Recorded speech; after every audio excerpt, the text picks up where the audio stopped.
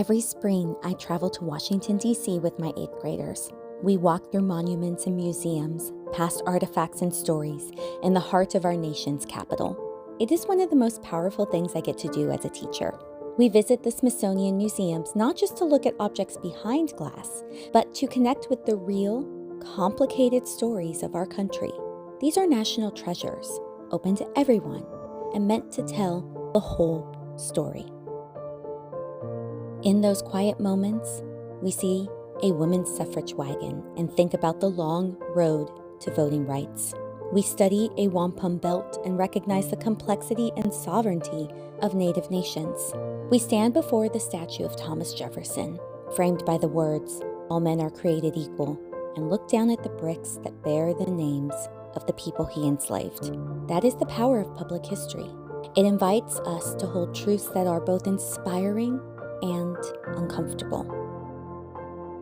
But today there are efforts to rewrite what we see in those spaces, to remove exhibits that talk about race, injustice, or inequality, to remove the hard truths, to erase the uncomfortable parts, to say that acknowledging our flaws is unpatriotic. That could not be further from the truth.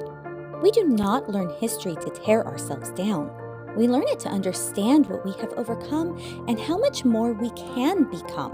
I have seen my students grow in these places.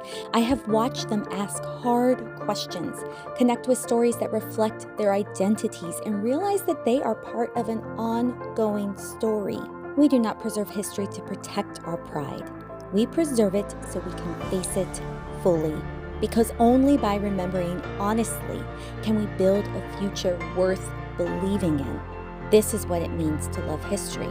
You tell it all, you face it fully, you keep it honest, because that is how we honor the past and shape the future.